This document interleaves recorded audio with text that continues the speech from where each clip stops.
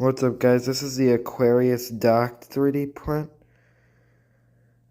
This actually fits in the back of the ship. See, then the cells are like in, so that fits, and then they open up. They don't open up like manually. I had to print like a separate ship, if you saw in the last one. And yeah, it's looking pretty good. I got it cleaned up pretty nice. They're not perfect, but they look good. Stay tuned for more. Please like and subscribe. Thank you.